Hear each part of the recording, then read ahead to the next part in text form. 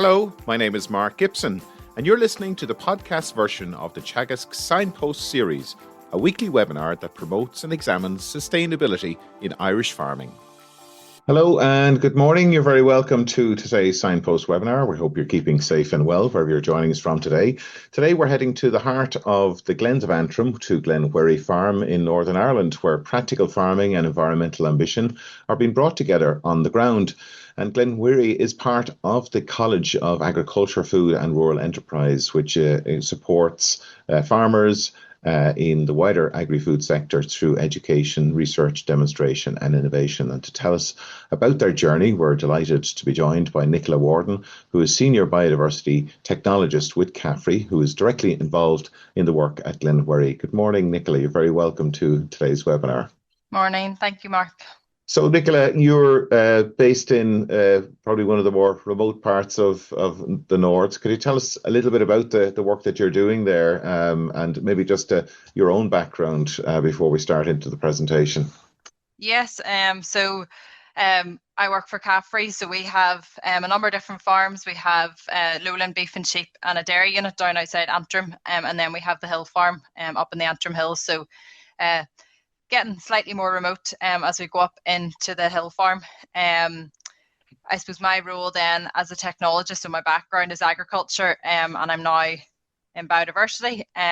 So my role within being a biodiversity technologist is to look at how we can improve the level of habitats and biodiversity on both the lowland and the upland farm, both the quality of them and the quantity. And we're also joined by Ivan Kelly. Good morning, Ivan. You're going to help us out with questions, and you have you're one of the specialists, which is equivalent to our technologists in Teagasc. Ivan, you've been up to Glenwherry. Morning, Mark. Yeah, so we've worked closely with CAFRE over the last number of years, delivering upland symposiums. So we were lucky enough to get up to the hills last year, get up onto the farm, and we brought. I suppose it was great to see the work that's going on there. I think looking forward to Nicola's presentation, because I suppose what they're doing there is really forward thinking around biodiversity, but also running a productive farm as well. So I think that's the key, that it's showing biodiversity and productive farming can go hand in hand. So I'm sure Nicola will touch on that in our presentation. Thanks, Ivan. So Nicola, we can see your presentation. I'll hand over to you and look forward to our discussion afterwards. So hello, everyone. As Mark said, I'm Nicola Warden, a Senior Biodiversity Technologist at CAFRE. And I'm going to give you a presentation today just on the journey of how we've went about increasing biodiversity at the CAFRE Glenwherry Hill Farm. Just to set a bit of context then, so CAFRE sits within the Department of Agriculture, and our department then is responsible for food, farming, environmental, fisheries, forestry and sustainability policy and the development of the rural sector in Northern Ireland. So for ourselves in Northern Ireland, our agriculture policy no longer comes from the EU, but it is developed and designed in Belfast within our own department. CAFRE then are the knowledge transfer provider of the department. So we deliver both industry training and further and higher education courses in the agri-food sector. One of CAFRE's key roles then is to use the Dara Farmed Estate as a learning platform to demonstrate implementation and achievability of our department's agricultural policy, and that's to the agri-food industry. So we have our lowland dairy centre and beef and sheep centre outside Antrim, and then we have our hill farm, which sits north of Belfast in the Antrim Hills. CAFRE then have developed their college estate strategy, and this was launched by our Minister in October 2022. So this strategy places sustainability at the centre of CAFRE business plans, and it connects our operations across the farmed and non-farmed estate. So, for example, the strategy looks to see how we can move away from using plastic teaspoons in the CAFRE canteen to reducing our carbon emissions coming from peatlands at the hill. The strategy there you can see is 8 high-level targets, and some of these link directly with my work then as a biodiversity technologist, and then with the main one being to have all CAFRE habitats in favourable condition by 2030. So with a bit of a task in our hand. Looking then at the Hill Farm Centre, so as I've said, sits north of Belfast in the southern part then of the Antrim Hills. The farm sits within the special protection area for hen harrier and merlin, so that dictates a lot of work that we do then on the farm and when we can and can't do different things. The farm ranges then from 700 to 1,300 feet above sea level. We have around 960 hectares, and you can see there on this map just the different colours showing the different types of habitat that we have. So if we start off at the bottom of the farm, in the lower ends, we have the improved grasslands board. So we have about 50 hectares. So a small 5% of the farm is used for making our winter fodder and for early grazing then of ewes and lambs. As we move up the hill then, we move into our semi-improved, unimproved, species-rich grassland, and we have crudely around 450 hectares of that type of land. And then we move up to the upper parts, and those would be our blanket bog, degraded bog, rough moorland, heather grazing, and we have roughly another 450 hectares of that. On the farm then we have 13 hectares of conifer plantation remaining, and I'll say a bit more about what we have done with the rest of it. So as Ivan mentioned, we are a hill farm with productive livestock, and they are at the core of our farm. So we have 1,100 ewes and 100 suckler cows, and they are managed in accordance with the current agri-environment management prescriptions. So where we can graze them, to what stocking rates, and we follow the agri-environment prescriptions, just as other farmers would if they were in a scheme in the same hill farm situation. So the breeds and crosses then, they are selected to best utilise and sustainably manage the resources that are available while achieving efficient production targets. Our suckler cow herd then is a 3-breed rotation of Angus, Limousin and Shorthorn. So the focus there is to breed a moderate sized cow that is efficient and is suited to the environment that she is living in. Our sheep flock is split between a hill flock and an upland flock. Our hill flock consists of pure Scottish blackface ewes, and they manage the highest parts of the farm. Our upland flock then consists of Scottish blackface cross Wheeldale ewes that are then bred to a Texel, and they produce us with a crossbred female for the upland areas of the farm. So our aim is to produce replacement females for the hill, for the upland, and then our lowland enterprises as well. And we want these animals to have high genetic potential, high fertility and high health status, alongside being a high value store animal, which will target then mainstream and added value markets. So as I said, livestock play a very important role in helping to achieve different targets on the farm. So by way of history of the farm, the department acquired the farm in 1963 from a local estate. After acquiring the farm, then CAFRE really focused on pushing the farm for production, utilising the areas to grow more grass. So drains were installed in open moors with the aim of drying the peat out to grow more grass. And conifers were planted on those very wet areas. Then in the late 2000s at CAFRE, we began to recognise that the farm needed to be more environmentally focused, and it really had moved from being an estate to being a productive farm and had lost that environmental focus. So there's a real lack of biodiversity and the species that were there had been lost. So we recognised then that within CAFRE there weren't the necessary skill sets, so we set up the Glenwherry Hill Regeneration Partnership. So this was set up in 2009 to help develop, implement and promote sustainable habitat management practices at the hill farm and in the surrounding farming area. So GHRP, as I'll call it, it brings together a range of experts who work together as a partnership to find a way of managing the wide range of habitats that we have for a range of different species that either nest, rest or forage on the site, but whilst maintaining that viable and sustainable livestock enterprise that is representative to Northern Ireland hill farmers. Within GHRP then, we have 3 main partners to ourselves, the Irish Grouse Conservation Trust and RSPB. The Irish Grouse Conservation Trust provide us with the services of a full-time gamekeeper And Merlin Becker is our current gamekeeper, and he will complete predator control and habitat management across the project area. RSPB then, they provide us with very valuable advice on how to manage different habitats for the breeding waders and the hen harrier and the merlin, and then they will also complete bird counts across the site.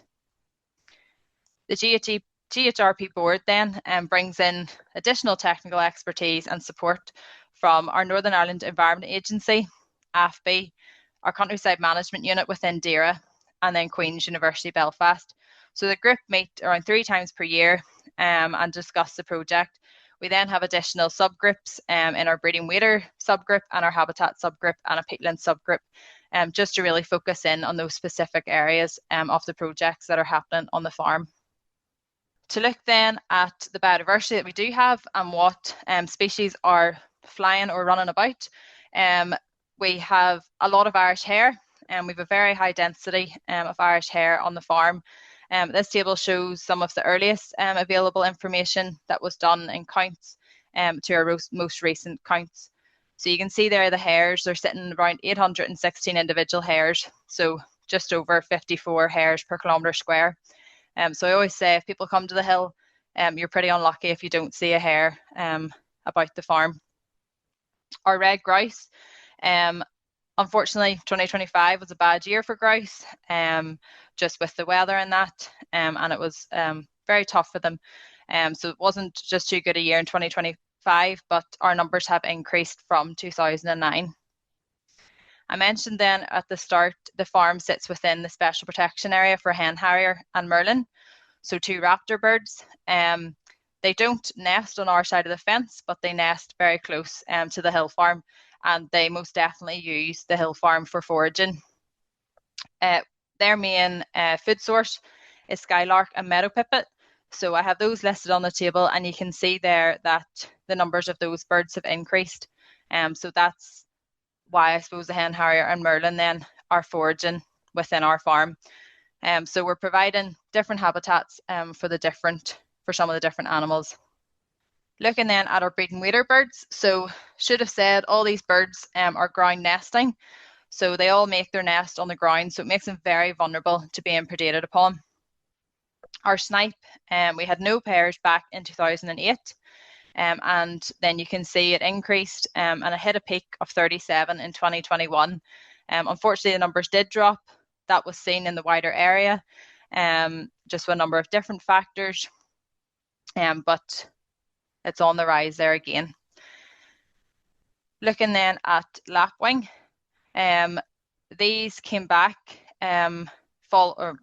I'll say a wee bit more in a minute about one of our forested bog projects, but the lapwing, they came back after we completed the forested bog restoration, when there was a lot of brown earth showing, so there's ideal areas for the birds to nest in. And then our curlew. So these were first recorded on the farm in 2016, and since then we've fledged around 30 chicks. So the hill farm and the surrounding area in 2025 supported 5 pairs for foraging and nesting. So we do have quite a high population of curlew within the Glenwherry area, and the other birds, maybe not just necessarily on our farm, but we are supporting them in providing food and resting habitats. It's important to note just at this stage that with the increase in biodiversity, we've had no impact on livestock productivity, and some of our livestock productivity figures are actually showing an improvement or an increase. So it's just important to note that even though we are doing different things for the environment, there has been no impact on our livestock. So what are we doing then to try and increase these figures? We have a number of different projects then, which I'll talk through. We have our full-time gamekeeper, who very valuably will complete habitat management and predator control, and then RSPB, who provide us with lots of advice on how to manage specific areas of the farm. So the first main project I'm going to mention then is our forested bog. So as I've said, within the biodiversity team, we look at ways of improving the habitats on the farm. And this one has been a pretty significant undertaking by my predecessor, Brian Irvine. So prior to 2019, we had around 80 hectares of conifer plantations on the farm, and you can see them on the map there. These were all planted in around the 1970s on those very wet sites by Forest Service. They naturally had come to the end of their life, and they were removed then in the winter of 2019-2020. A portion of W Wood still remains, as it acts as a great shelter belt for the livestock on the farm. So some of our aims then reasons for taking down the trees. So the first one being the predator radii effect that conifer plantations have on ground nesting birds. So the GHRP board really proposed, since GHRP began, they proposed the deforestation of the hill farm. Literature shows us that ground nesting birds won't nest within 200 to 700 metres of a conifer plantation, depending on the species, for fear of being predated upon. So to date, we have removed around 66 hectares of woodland, and that's opened up an approximately a further 300 hectares of ground that those birds can nest within. By removing the trees, we then have since done the restoration work. So we've been able to restore that habitat back into a blanket bog and peatland habitat, in the hope then that the birds will go in and nest in. Then our carbon emissions coming from trees planted on deep peat. So using the emission factors, when the trees were there, the emission factor was 9.91 CO2 equivalent tonnes of hectare per year. Using the emission factor then, as the trees have been removed and the site has been restored, so using the category of modified peat, it's reduced to 3.32, yeah. So our peatland emissions by completing the restoration work has come down, which is another benefit as well. And then water quality. So with the site in trees, there's lots of big major drains taking lots of water away to dry the site out, which is as well removing some of the dissolved organic carbon from the peatland. That then can create, it does create extra work for our treatment plants, our water treatment plants. So by completing the restoration work, we are then helping to improve the water quality and reducing the dissolved organic carbon leaving in the site. And that was just the area of the creeve then. And you can see the major drains then running down through the trees. So as I said, trees were taken down then in 2019-2020. Because we sit within the SPA, we can only work then over the winter months. So the site was very wet, and unfortunately some of the quality of some of the trees just wasn't suitable for selling. So a lot of the branches and the tops of the trees had to be used to create brash mats for the harvester to drive along, to essentially keep them afloat. So approximately 40% of the site was left in brash mats, and you can see it there in the photo on the right, the brash mat just going up the length of the forest. So that created a bit of extra work then dealing with that extra timber during restoration. So in February 2020, before the bird nesting season, we managed to get a 1 hectare pilot restoration plot completed. But looking at it then over the summer period, we found that it was over-engineered, it was left too smooth, and it just took longer to revegetate. So that 1 hectare gave us a bit of learning then for completing the rest of the 56 hectares. So just to go through some of the restoration that we've done, I suppose initially our thinking was we wanted to get vegetation on this site as quickly as possible to reduce our carbon emissions. We didn't want any bare peat showing, as that can allow oxygen in and release further carbon. So this is, I suppose, the work that we done then. So all the work was completed with diggers on wide tracks and using bog mats as well. We completed different elements of ground smoothing just to get rid of the ridge and furrow effect of the tree planting. Cell bunding as well then, so that is essentially making a bit of a wall of peat to allow water to be caught behind it to create areas of open water and potential sphagnum hotspots. We then use some of the extra timber to put that into the drains to help slow the flow of the water leaving the site and to bring the water table closer to the surface. And then to get that vegetative cover, we did do some hand sowing of grass and sphagnum across the site just to try and get as much vegetation onto the area as we could. Where then the digger seen some nice vegetation on the existing forestry floor, they relocated some of the patches then. So you can see there some of the green patches. They would have just been collected by the digger bucket, set to the side. The digger driver would have done the ground smoothing or whatever happened to be, and then set those patches back on. And they have helped a lot to get a vegetative cover back on. So just to show you then some of the recovery photos. So the top photo there, that was completed immediately after restoration. And then the bottom left photo is the same area back in June 2025. So you can see the sphagnum is filling up the water and it's almost like creeping out of the water onto the peat. So we've lots of nice, bright green, healthy sphagnum. And we've come across a few sundew as well. So for the trees only being removed in 2019, 2020, this site has recovered remarkably well. In the first year then, in the immediate aftermath of the restoration work, so on the top photo, as I said earlier, the lapwing came back and they nested there and they fledged chicks. Lapwing look for brown earth to nest in. So yes, it was a negative for carbon in having bare peat, but it was such a positive then for those lapwing. And I suppose that's what the whole Glenwherry Regeneration Partnership has been about, in compromising.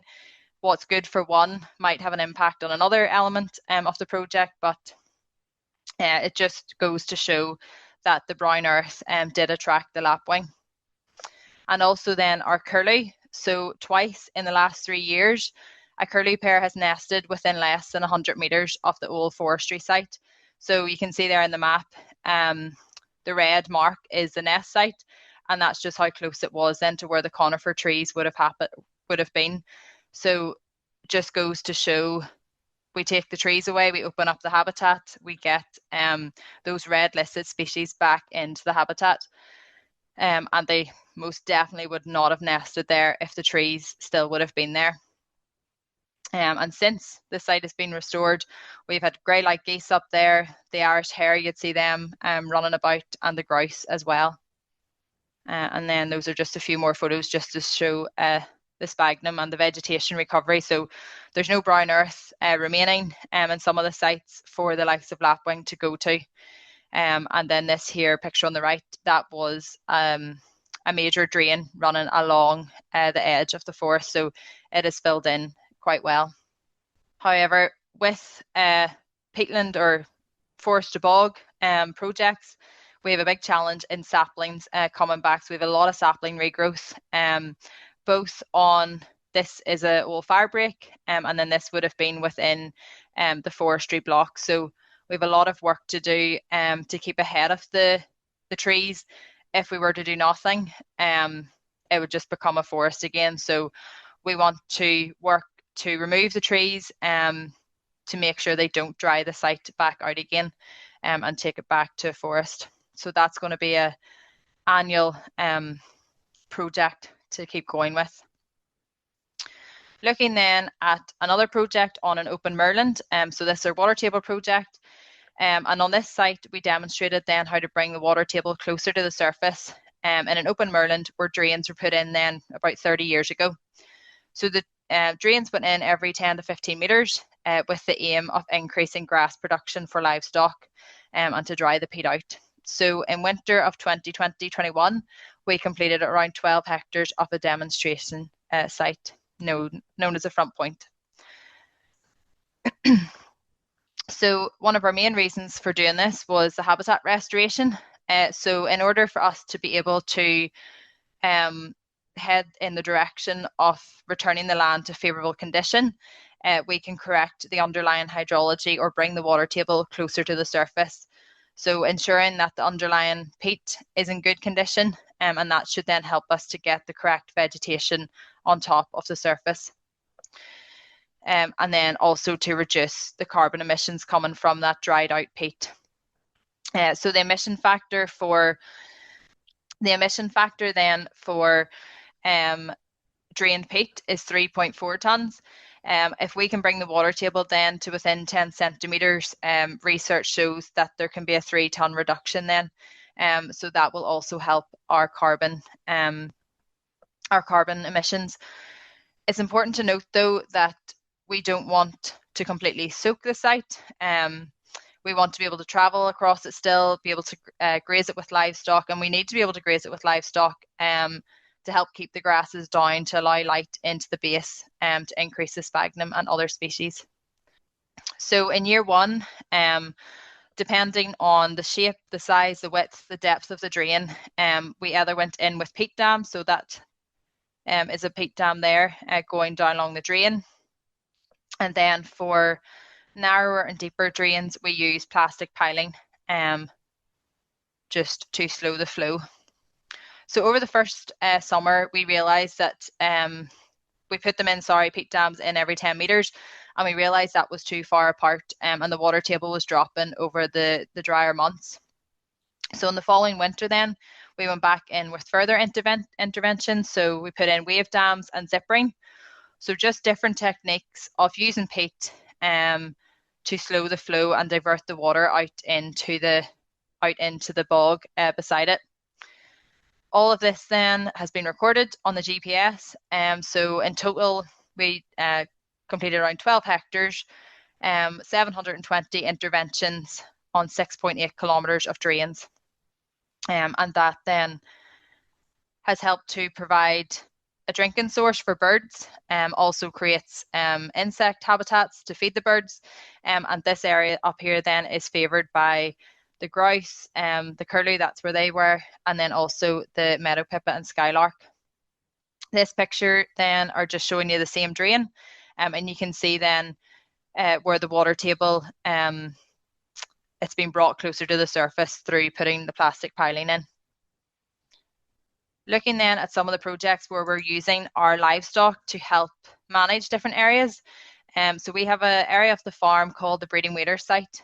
So this is a 72 hectare site, and RSPB have identified it as a prime location for our breeding wader birds to go and nest in. So historically, the site was always managed with the tractor and flail, and we use that to get rid of some of the rushes, to create different heights of rush and that mosaic of habitat. Since 2019 then, we have been outwintering approximately a quarter of our herd, of the suckler cow herd, and they are helping us then to manage the vegetation. And in the last number of years, they did a really good job, and we didn't have to go in with the tractor and flail. This year, just with the weather conditions, they haven't just got the site into as good a condition as we would like. So if the weather dries up, we may have to go in with the flail this year. So the cows are outwintered using the virtual fencing collars, and roughly 20 or 25 cows are moved around the 72 hectare site then all winter and help to graze it down. So that picture there in the top right is what RSPB say as perfect condition for snipe to nest within. So there's some tussocks of grass for them to hide in behind and nest behind. And historically, on average, we've had around 18 pairs per season in here. So not only with outwintering are we getting the benefits for the biodiversity, but also then the farm business is benefiting from having that winter grazing. So we're saving in winter silage. So these cows aren't getting any additional fodder. They're eating what's there, and then we bring them in as the cows lose condition. They will be brought into the shed. So as I said at the start, we only have 5% of the farm in that improved grassland that we can take silage or make silage on. So that's putting less pressure on that intensively managed area of the farm. We are then reducing our methane emissions. So the cows, they're not producing slurry that's not having to be stored or spread. So that's helping with that. And the farm staff will say that the cows are just happier, easier worked with, healthier being outside. And last year we did calve, I think it was around 10 cows outside last year. And they stayed out then that whole period and never came into the house. So I mentioned the virtual fencing, and just for those of you that are on the call that haven't come across it, just quickly then, these are collars that are put around the animal's neck. We set up the paddocks on your phone or the iPad, and they essentially have a virtual fence. So there's no physical boundary there on that blue line. The animals stay within it. If they go close to the virtual fence, they will get a ringtone. But if they then continue to go past the ringtone, they will get an electric pulse. And you can see there just that screenshot of one of the collars. That cow got 11 audio warnings and no electric pulses. So they soon learn what the audio warning means and what might come. Other things we're doing then just across the farm, and in particular on our breed and water site, to help improve the quality of the habitat. In our breed and water site and in another area, we have installed scrapes. These have been they've been put in the last 10 years. And yeah, so they are essentially put in with a digger. They're shallow, muddy puddles that they provide a food and a drinking source then for the birds and their chicks. And the map just shows there where they are on the site. So they just go in along existing drains.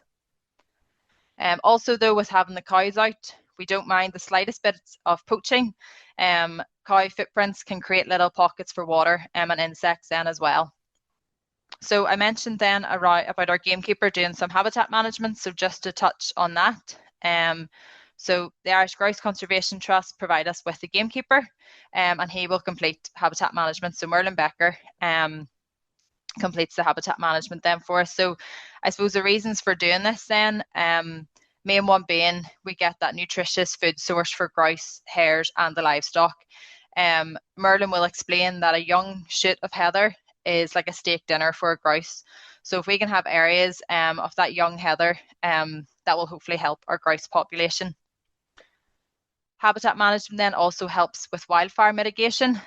So this is to reduce any potential wildfire that could completely ruin the Glenwherry area, which we would absolutely hate to see. So by putting in fire breaks, by doing some burning, that's helping then to create a mosaic of heather at different heights and reducing that fire load. And then habitat management also then helps create that habitat mosaic for pollinators and other beneficial insects as well. So our methods for doing this, our first one, where we can, we will use the livestock to help graze different areas at the right time of year to help eat down that vegetation to allow more light into the base of the area. Merlin will also then complete some flailing with the tractor and the flail. So that picture just shows then the regrowth then 18 months on from when it was flailed. So you can see all the nice shoots of heather that are coming back there. And it's important, I suppose, to have the different heights of heather and heather at different ages as well. Merlin will also do then some controlled cool burn. So when the weather condition is right, the ground condition is right, there will be some burns done. So just to show, these are burns put in, or the fire breaks put in, and in a small area will be burnt. And the burn will just then dance over the top of the surface and leave the underlying vegetation intact. So you can see in that bottom right picture, this area was burnt in March 25, and then the photo was taken in September. So you can see the bright green sphagnum was left untouched, but the heather then has been burnt. And then there will be some heather reseeding done as well, just to increase the heather cover. Merlin will then also do some predator control. So as I've mentioned, all the birds are ground nesting, very open to being predated upon. There's a lot less birds compared to the number of corvids or foxes. So yes, they will, some of them will be removed then from the area just to help and increase those red listed species and to get as many animals fledged as we can. So with everything, we do have some challenges with the Glenwherry Hill Regeneration Partnership in itself. So there's a heavy resource. We've had a full-time gamekeeper employed since 2009, so that is costly. But without the gamekeeper completing his very valuable work, we wouldn't have seen the results that we have seen in terms of birds and hares on the area. Publicity then and promoting the work. There's a lot of good work that we want to talk about and tell the public about, but by releasing information, we are potentially opening ourselves up then to create a bigger problem. Glenwherry is such a quiet rural area with very little disturbance, but the more that we talk about the work, we're creating more awareness, and we could increase the public footfall, which could have impacts then on the habitats and the wildlife. Just to show, that photo in the top right is an eagle chasing a peregrine in the Glenwherry area. So a lot of species people would love to see. We have then in recent years had problems with hare coursers visiting the area, and our gamekeeper worked very closely with the police, and that did lead to some prosecutions. So advertising the project and the amount of hares that we have could open ourselves up to more illegal activity. And then, as I've mentioned, compromising. Different organisations round the table. Each organisation has different goals, and yes, everyone might not be happy with all of the decisions, but they're happy with most of them. So it's all about working together to get the best out of the Glenwherry area that we possibly can. And just lastly then, some of our future things that we are hoping to do across the Breedon Wader area, especially for lapwing. We know that they were attracted to that brown earth in the forested bog site, but since it has revegetated, we haven't had any nesting on the farm. So other local farmers in the area have very successfully put in lapwing fallow plots, and this is something I would love to see. Don't just know if we'll get it in this season with the way the weather is. It's pretty wet up there, but that's something for down the line if we don't get it in before the bird nesting season. And then lastly, just further site restoration. So we had plans to complete a further water table project on our Creve Moor, but we currently have a flux tower installed, and we're working closely with Ulster University and PhD students who are looking at the data coming from that. And I suppose we want to then collect further baseline data before we go in and restore the site. So it's all about collecting the baseline data, then going in and doing the work, and then hopefully we'll be able to see the outcomes then on the likes of our flux tower. So that is me. Thank you very much, everyone, for listening, and if you have any questions. Thank you, Nicola. Really, really enjoyed your presentation, and it's great to see the surroundings. Yeah, there's so much happening there, and on such a relatively small site, and I just think it's really impressive the work that you're doing up there. I suppose we have a lot of policymakers, advisors, researchers, and farmers joining us this morning. What would you say were the biggest practical learnings or have been so far on the project, and that you think could be scaled out at a farm level? One of them I could say is being flexible with, I suppose, when and where we graze. So our policy at the minute in Northern Ireland is that we can't graze cattle on blanket bog, but there's definitely areas within our blanket bog that we feel would definitely benefit from getting cows in to help open up the sward, to get rid of some of those grasses, to allow light into the sphagnum, to allow sphagnum and heather to flourish. So yes, possibly looking at that in the future, and yeah, being flexible as well, just with what we can do on the farm. I suppose some people looking on would say, look, you had a gamekeeper there on a full-time basis, which probably isn't reflective of what happens in a normal farming environment. What would you say are the key measures or replicable measures that are being undertaken there, or learnings from that side of things? Yeah, without the gamekeeper, we wouldn't have seen the numbers. But with the habitat management, it definitely does help improve the vegetation for the likes of the species that want to come there. And I suppose that's something also we could look at going forward, is increasing potential gamekeepers. I know there's probably not too many about, but tying that into schemes, with predator control and that sort of thing. We kind of see it that we're creating a big hotspot for lots of nice chicks and eggs and birds and hares and different things. So, different foxes and that are attracted to the Glenwherry area. So yeah, possibly looking at it through policies if that gamekeeping could be a part of future schemes. Maybe there's an educational dimension there. I mean, it's clear that active management is yielding results there in Glenwherry. We have lots and lots of questions coming through, and do keep them coming using the Q&A tab at the bottom of the screen, Ivan. We've a lot of interest actually, Nicola. A lot of people on the webinar this morning. Nicola, in fairness, a few people have been very positive about the presentation and about the work going on, and that's reflected in a number of comments. But maybe just a short question to start, just to follow up on the last one regarding the predators that come in there. Regarding predator control, the question is, aren't predators part of the biodiversity? Yeah, fair point. They definitely are. We don't want to see foxes completely removed from the environment, but it's the balance of the number of foxes versus the number of curlew across the island of Ireland, or any of the red listed species. They're heading on their way out, which we don't want either. So it's getting that balance of what is the correct level of foxes in an area versus the number of birds that are there.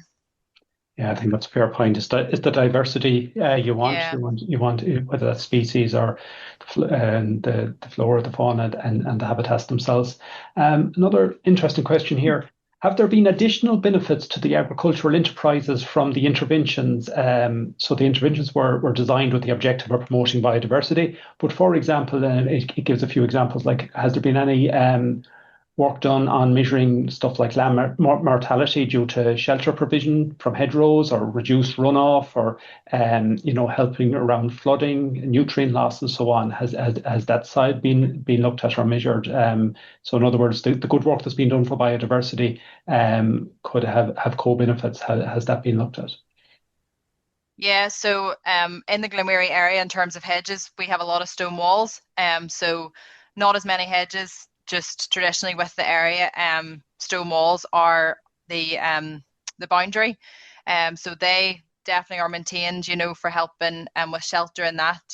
We will look at areas for where we could plant hedges, but there aren't too many, as there's the stone walls.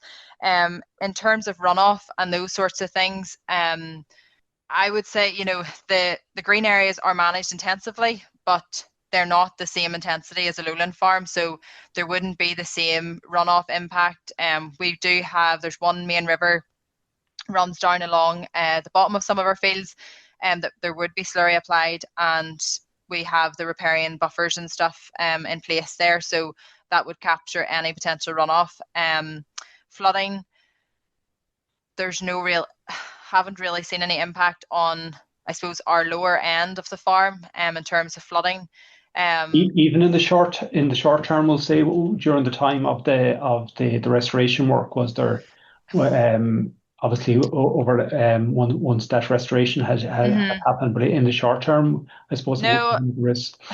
Obviously right now we've had an awful lot of rain the past couple of months, so everywhere is absolutely soaking, so the water table is high, but no, we've had very little impact in terms of flooding. For the restoration on the open moor, we started off small at the top of it, and then we left that just to see how it got on and how it recovered, rather than going in and doing a lot and then learning after. With the forest to bog, again, it was completed over a couple of winters, the restoration. So no, we didn't really have any impacts with flooding or peat slides or anything like that. Okay, yeah. No, Yeah. that's good. And kind of a similar question. You say that the question was that Nicola said there was no reduction in agricultural productivity. Is the output from forestry included in this calculation?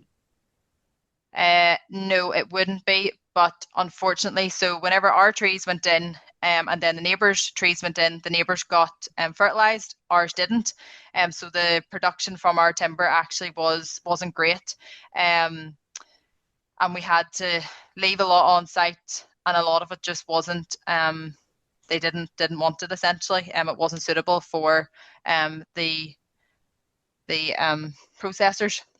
Yeah, and I think we would have similar issues here Yeah. with some of the we would have legacy issues with some of the forests that in some of these areas aren't productive from a timber point of view, Hmm. as well as Yeah. the knock-on negative effects from an environment point of view. And for the bog restoration, did you compare regeneration rates for areas where you use sphagnum transfer and areas where you did not use it? Yeah, we did now not scientifically, it was more a look and see. But yeah, we would have looked. But to be honest, the forest to bog, there's one area has a steeper slope compared to the other areas, and the area with the steep slope, we possibly haven't just got the water table to the correct level. It hasn't revegetated as well, but the other areas, even where we did the sowing of grass seed or sphagnum versus where we didn't, there wouldn't be too much of a difference really. It's recovered pretty well, and just naturally in those areas that we didn't put anything. And just maybe a quick one, just someone says they're not used to of forestry conversations. Just you mentioned brash and brash mats, and maybe just briefly explain those. Yeah, so they are essentially using the tops and the branches of the trees, and the harvester places that in front of them then and creates a mat for them to drive along just to support the machinery going along.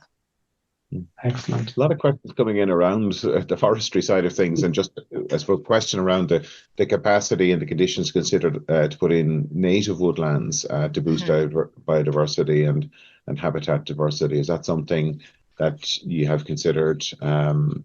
Yeah, yeah. So definitely, it's something we've considered. But because it's on deep peat, our policy at the minute is that we can't plant trees on deep peat. So the area of W Wood that I mentioned that's still standing, it creates such a good shelter belt for livestock and for the farm. So the farm don't really want to see it going. So we have discussed the possibility of putting in a native tree shelter belt, but policy is that we're not allowed to plant in deep peat, so that was a no. But then from the bird perspective, by planting more trees, we're creating predator perches for the birds to sit on then, and predate on potential nest sites.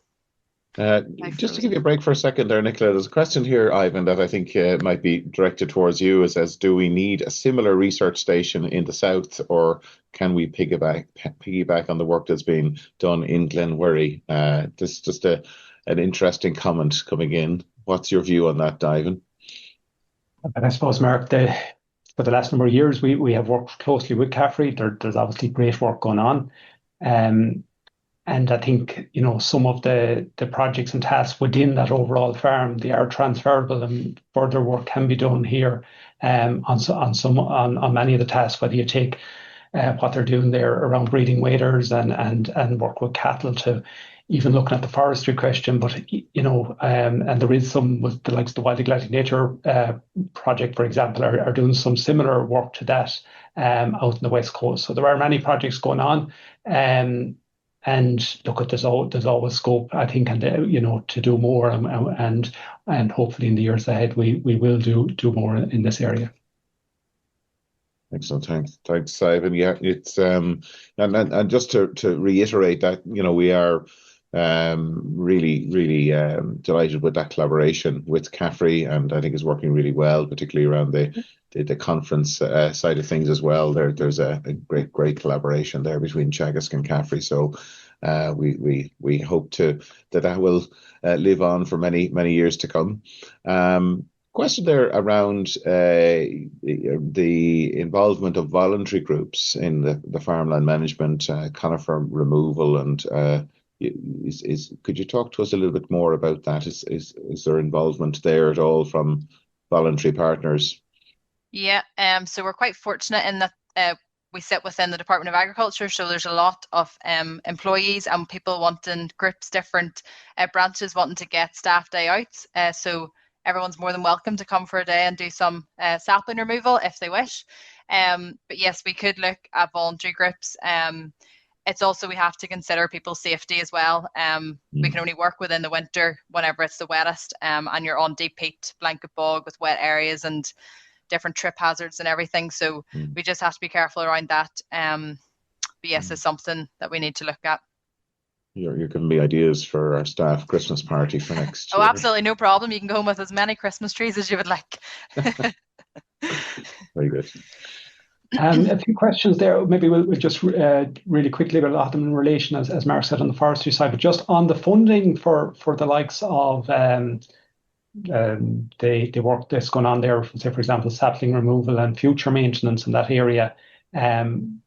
Is that publicly funded? Where is the funding for all this coming from? And I suppose a very linked question then is, for any of this to transfer out onto farms, are you seeing much movement on that? So any of the good work or the good projects within the overall picture on Glenwherry, how is that translating out to farms, or what has farmers, I suppose, what has the uptake been, or what has been the impact at farm level?